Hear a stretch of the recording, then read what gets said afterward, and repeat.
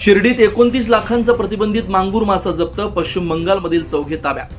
Shirdi police Thane हद्दीत स्थानिक गुन्हे शाखेने मोठी कारवाई करत प्रतिबंधित मांगूर माशाची वाहतूक उघडकीस आणली आहे. या कारवाईत तब्बल 29 लाख रुपयांचा मुद्देमाल जप्त करण्यात आला. पश्चिम बंगालमधील 4 जणांना ताब्यात घेण्यात आले.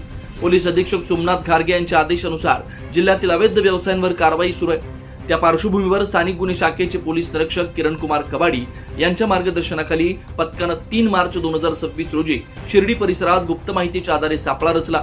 नगर मनमाड हायवेवरील निमगाव बायपास रोड इथं WB 25M 5023 क्रमांकाचा ट्रक अडवण्यात आला. तपासणी केली असता ट्रकमध्ये केंद्र सरकारनं प्रतिबंधित केलेले मांगूर मासे आढळले. या प्रकरणी खालील 4 आरोपींना ताब्यात घेण्यात आले. सोपन नियम डे वय 36, मकबूल रफ सरदार वय 31, कुतुब आयुब मंडल वय 35, मृत्युंजय मुकुल विश्वास वय 27, सर्व राहणार पश्चिम बंगाल. प्राथमिक चौकशीत हे मासे पश्चिम बंगाल येथून भरून मुंबई खोपोली इथं नेण्यात येत असल्याची माहिती समोर आली. त्यानंतर मत्स्य व्यवसाय विकास अधिकारी सौ प्रतीक्षा पाटेकर यांनी शिर्डी पोलीस ठाण्यात येऊन माशांची खात्री केली. ते प्रतिबंधित मांगूर मासे असल्याचं स्पष्ट झालं. कारवाईत जप्त मुद्देमाल 4 लाख रुपये किमतींचे 4000 किलो प्रतिबंधित मांगूर मासे, 25 लाख रुपये किमतींचा ट्रक, एकूण जप्ती 29 लाख रुपये. जप्त केलेले मासे कायदेशीर प्रक्रियेनंतर नष्ट करण्यात आले.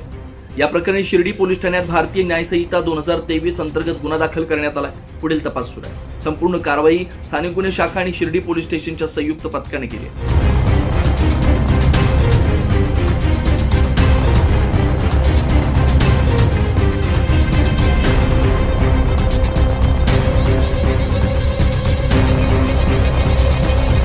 24 लाईव्ह महाराष्ट्र न्यूज साठी भाऊसाहेब गामणे, अहिल्यानगर, शिर्डी.